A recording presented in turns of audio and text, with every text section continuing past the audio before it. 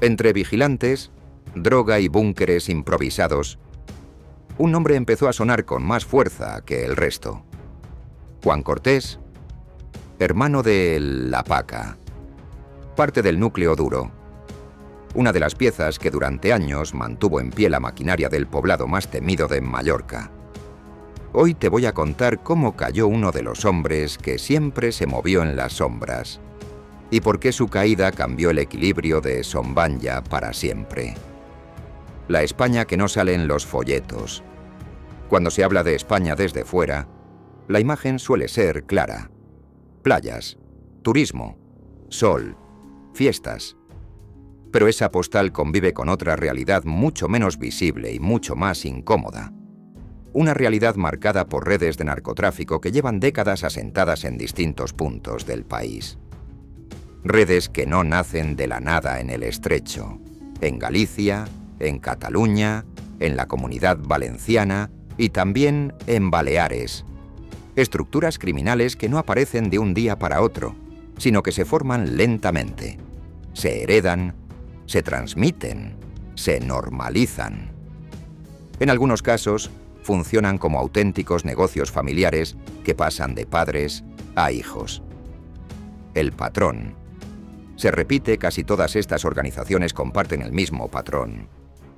Nacen en zonas marcadas por la pobreza. Crecen en entornos con pocas oportunidades laborales. Se consolidan gracias a lealtades internas muy fuertes. Y aprovechan su posición geográfica para mantener un comercio ilegal constante sin levantar demasiadas sospechas.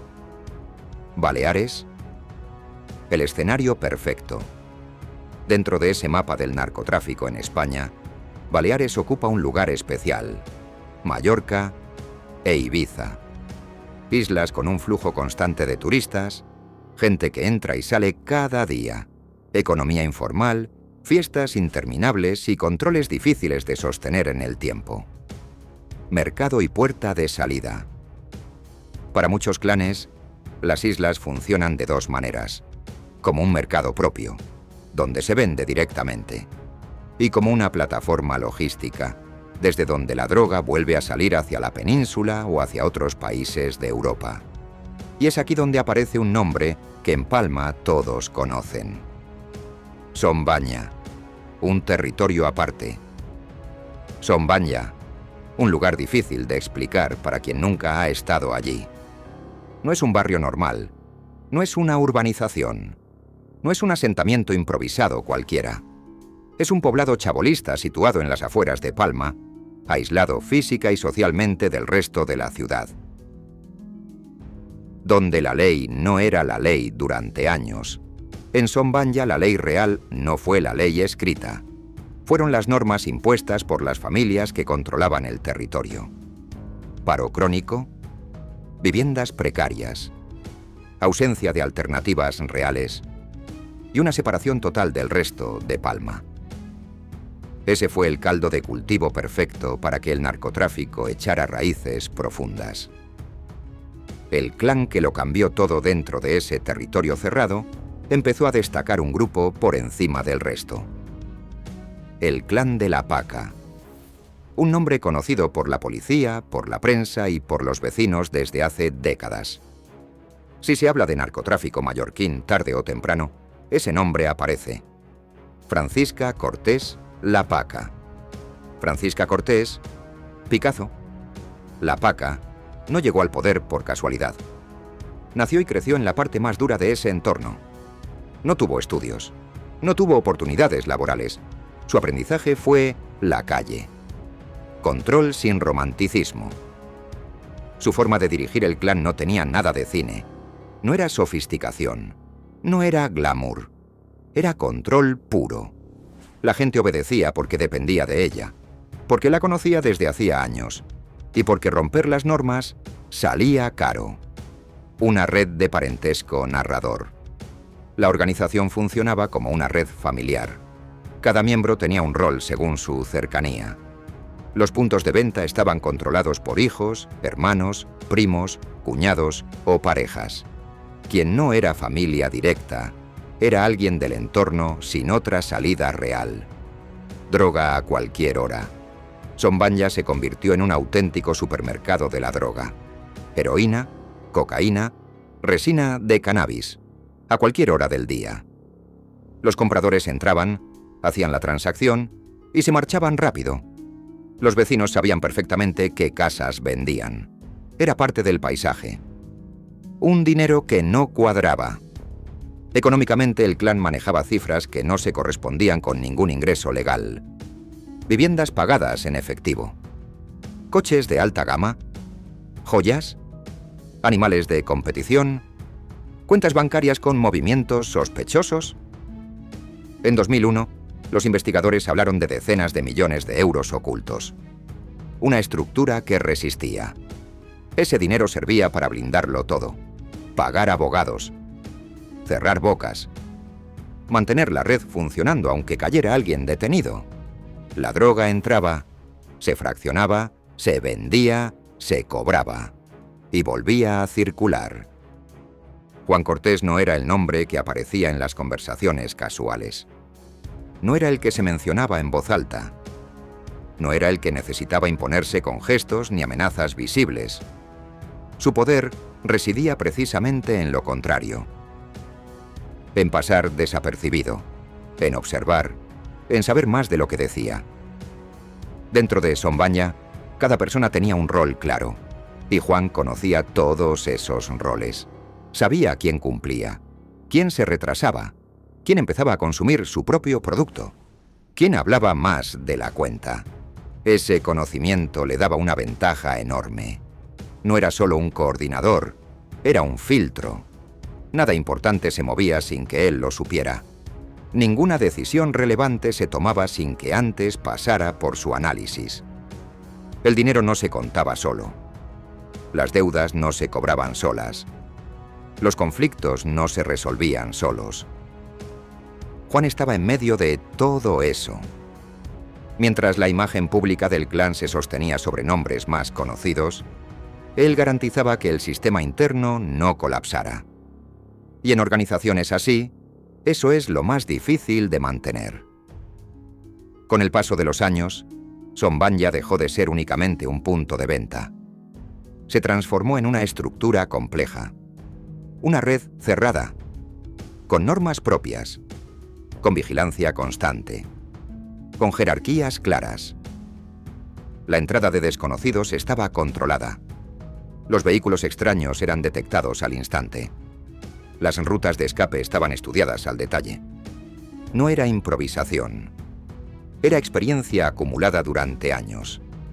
La policía lo sabía. Por eso el enfoque cambió. Ya no bastaba con detenciones aisladas. No servía capturar a vendedores de bajo nivel. Había que ir más arriba. Los informes comenzaron a repetirse. El mismo nombre aparecía una y otra vez. Juan Cortés. No como autor directo, sino como enlace, como organizador, como pieza clave. Cuando una estructura criminal empieza a ser analizada con lupa, no cae de golpe. Primero aparecen pequeños fallos. Un retraso, un error de cálculo, un movimiento que no encaja. Juan intentó mantener el equilibrio, reducir exposiciones, limitar contactos, cerrar filas. Pero el entorno ya no era el mismo. La presión externa crecía. Las operaciones policiales se hacían más frecuentes. Los controles más agresivos. Y dentro del propio clan, el miedo comenzaba a notarse. Algunos miembros empezaron a cometer errores, otros a desconfiar, otros simplemente a pensar en su propio beneficio. Cuando eso ocurre, la solidez interna se rompe. La operación definitiva no fue improvisada. Fue el resultado de meses, incluso años, de observación constante. Seguimientos discretos, escuchas legales, análisis de movimientos. Todo encajó en el momento justo. Las entradas fueron simultáneas, las órdenes claras, el margen de reacción mínimo. Cuando la policía llegó a por Juan Cortés, el sistema que él ayudó a construir ya no podía protegerlo. Su detención tuvo un efecto inmediato. No fue solo una noticia más. Fue un mensaje interno. El núcleo estaba siendo alcanzado. Tras su caída, la coordinación empezó a fallar. Las decisiones se retrasaban. Los conflictos se acumulaban. Los errores se multiplicaban. Algunos intentaron ocupar su lugar, pero no era tan sencillo, porque Juan no solo ocupaba un puesto, tenía una visión completa del engranaje. Durante años, Sombanya no fue solo un lugar en el mapa, fue un sistema paralelo, un espacio donde la ley escrita convivía con otra ley, una ley no oficial, impuesta por quienes controlaban el territorio, el dinero y el miedo. El clan de la Paca no surgió de la nada.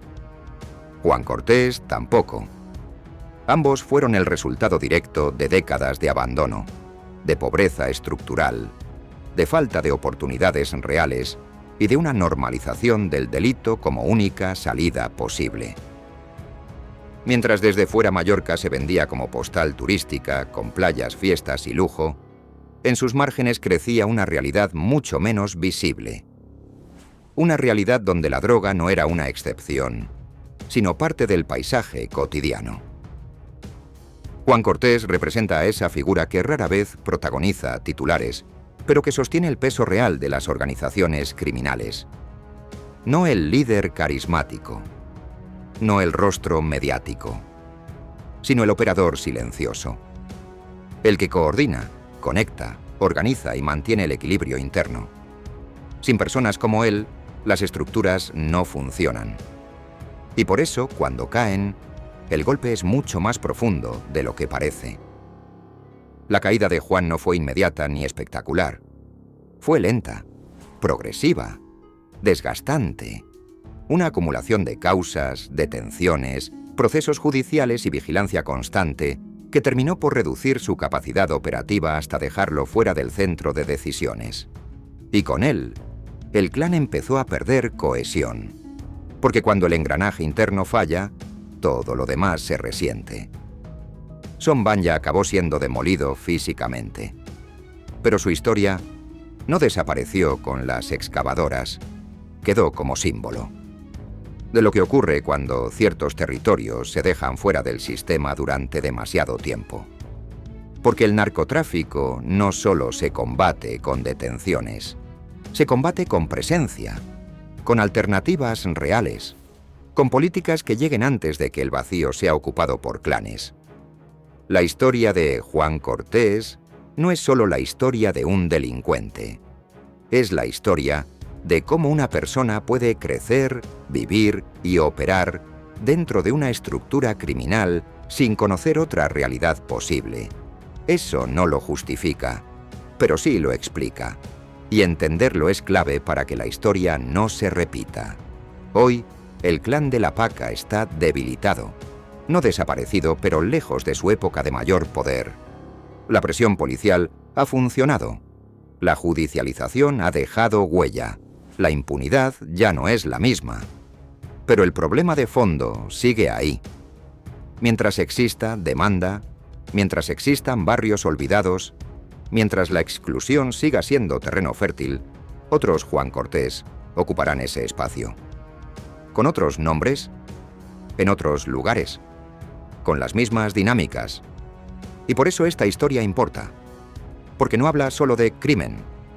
Habla de sociedad, de responsabilidad colectiva, de lo que ocurre cuando mirar hacia otro lado se vuelve costumbre. Cierre final. La caída de Juan Cortés cambió el equilibrio de Sombanya. Marcó el principio del fin de una estructura que durante años se creyó intocable. Pero también dejó una pregunta abierta que sigue vigente hoy. ¿Estamos atacando las consecuencias o las causas reales del problema? Si te interesa entender cómo funcionan estas redes, por qué surgen y qué hay detrás de los grandes titulares, suscríbete al canal. Aquí seguimos analizando las historias que muchos prefieren no mirar de frente. Gracias por quedarte hasta el final. Nos vemos en el próximo video.